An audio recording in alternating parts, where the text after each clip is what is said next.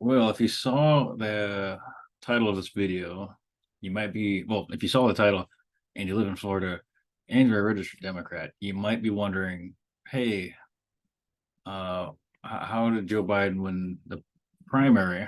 I didn't vote for it yet. Um, what's up with that? And that would be a fairly reasonable response. Um, and well, I'm going to explain basically what's going on as best as I can, and then provide some thoughts that might be relevant, might be worth considering or not, depending on uh, your own personal view. I have a couple articles that pretty much say the same thing from different perspectives.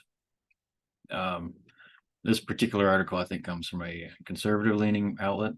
Uh, but anyways, the gist of what's going on is the Florida Democratic Party has decided to only have one name on the 2024 U.S. presidential primaries for the Democratic Party in Florida. And that one person is Joe Biden. Now, there are other people running. I guess I could pull up the tab. We got Marianne Williamson, Dean Phillips, and that's pretty much it. If you don't know who they are, well, if you don't know who Dean Phillips is, then I don't think uh, I think you're part of the majority. I don't think many people know who he is. Many people probably remember Marianne Williamson from the 2020 uh, presidential primary, where she actually was on the ballot for Florida, as well as many other states. I don't know if I don't think there's anyone else running as a Democrat, or if they are not uh, major candidates. Anyways, as I was saying, only Joe Biden will be appearing on the ballot, which basically means he wins by default, which means um, Marianne Williamson and Dean Phillips don't have a chance to win the primary, which objectively they probably never did to begin with, but that's kind of besides the point. I guess it becomes more of a philosophical argument of, like, what were the intentions of the Florida Democratic Party, regardless of what the outcome likely would have been. What kind of message does it send? But before I get there, I just want to run through some of this stuff. Um, this article, it makes some interesting points that I think are worth listening to. That that one of the big messages, as I say, is that American democracy is threatened by uh, various various candidates. I mean, presidential candidates, senatorial candidates. I mean, many um, there are many politicians that are considered to be somewhat anti-democratic. Other words that I'm sure you can find.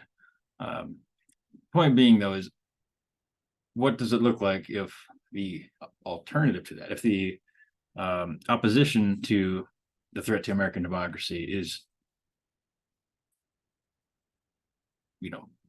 not allowing primary elections? The point is it kind of it there is a certain amount of hypocrisy there.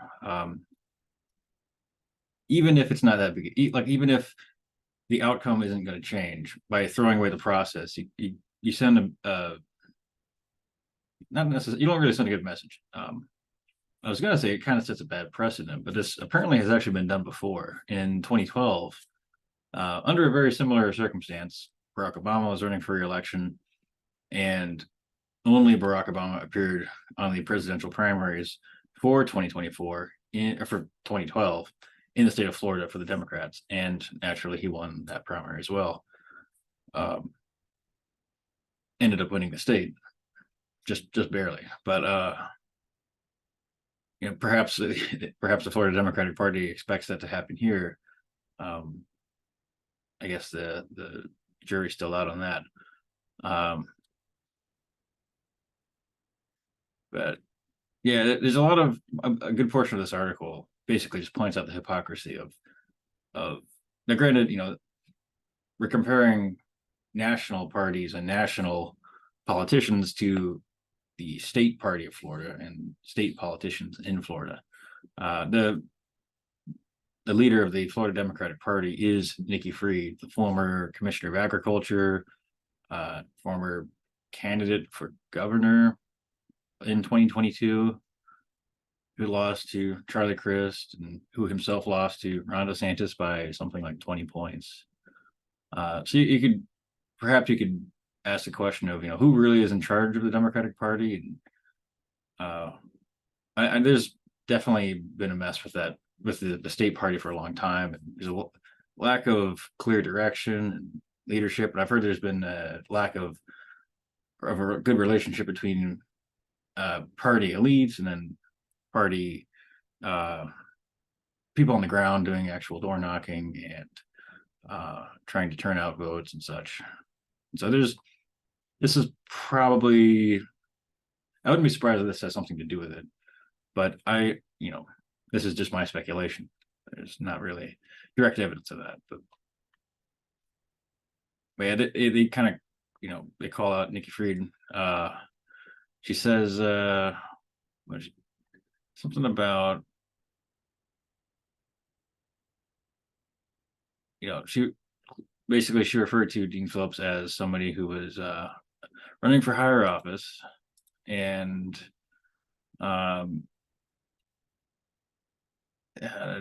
there was a point here. The point that was being made was that I think she was saying that there wasn't a somebody there. Basically, she kind of just glossed over it and made up an excuse after the fact.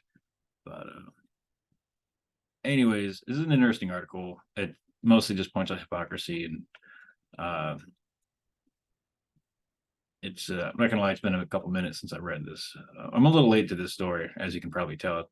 This whole thing really started actually November 30th. November 30th was the deadline for submitting primary candidates to the state for the ballot, and naturally, the fallout has been in the wake of that, and actually in the week leading up to it.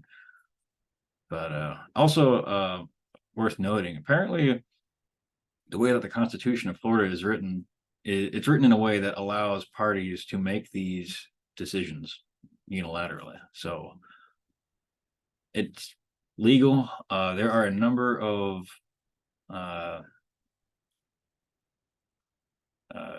cases, one that I'll talk about in just a moment, but I believe Marianne Williamson, Uger.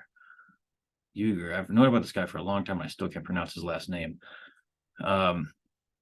He's another candidate running for the Democratic primary.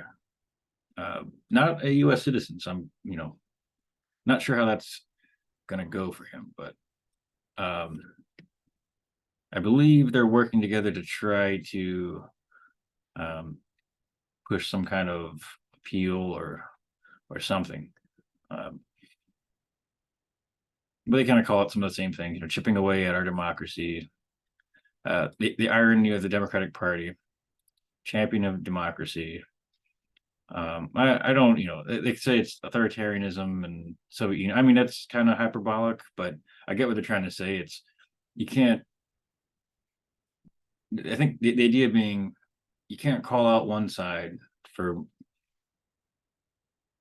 messing with electoral politics and then do it yourself when it kind of helps you, I guess. And I don't even know if you really ask yourself, like, well, why did they do this? Why cancel the primary? Why remove the names of Dean Phillips, Marianne Williamson, or Cenk from the ballot? Like, what good does it really do? I mean, if you really like do a big picture look at this, Joe Biden was going to win this hands down. I just, the way Florida is, there's no real other way for it to go. And if that's the most likely outcome, why adjust it in a way that ensures that? Like, it's already going to happen. Like, are you saving money by doing this? Are you like, what exactly? what is the benefit of doing this? Like all it's caused is this uh scandal, and this negative publicity. It's made the Florida Democratic Party look even worse, which after 2022 says quite a bit, because that election made the party look pretty bad because they're, naturally fielding candidates that are just constantly losing on state level, and you know candidates for senator, whatnot. I mean, we have a senate election next year, yeah, 2024. And so far, the best person we have is somebody I mentioned in a previous video, Debbie Marcusel Powell, I think that's her name. And um, I I mean, I don't know if anyone's particularly excited about her as a candidate because she's not really all that well known outside of the Miami area. And I'm kind of rambling off topic, but the party is in disarray. It's in dysfunction, and they kind of just, it's like the picture of the person riding a bicycle, and they put a stick to the front wheel, and then the tire or the bicycle just kind of collapses over. They fall over. I don't know why the party keeps doing this to itself. Like eliminating this primary it's not beneficial at all. It doesn't help anyone. It just makes Florida look even worse.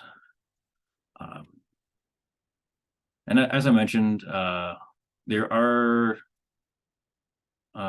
there's state election laws say a contested race won't appear in primary ballot. Something they're trying to legally challenge. I don't think they'll be able to legally challenge this. I don't think they've actually made a legal challenge yet, although somebody has,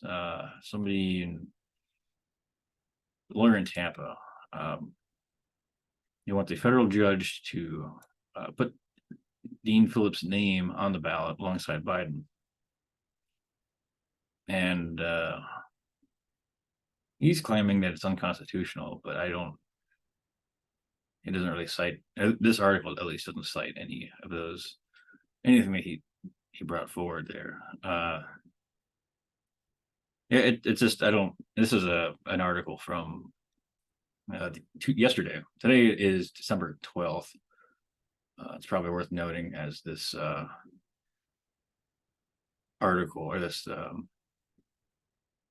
news story becomes a little bit more irrelevant, I guess. But yeah, as I was saying though, what good does it do to cancel this primary? And there really is no good answer to it. It just,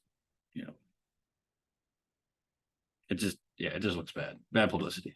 But that's the Florida Democratic Party. Nothing new there. I guess we'll see if anything happens with this legal challenge, but as far as I know, from what I've seen, this is just a power that state parties have in Florida, and yeah, Joe Biden is the winner. I guess one of the first winners of Florida's primary delegates. So I guess congratulations are in order.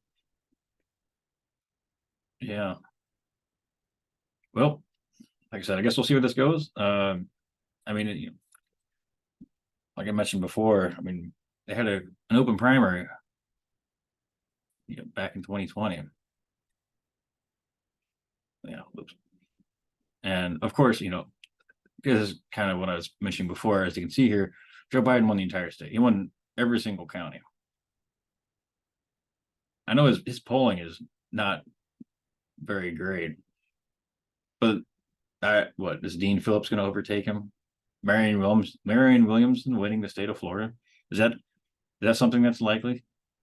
Maybe she wins a county somewhere, but yeah, I don't know. I don't know what the party is thinking.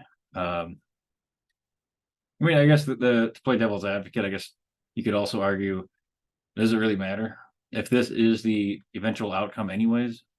Does it really matter if the ballot's canceled?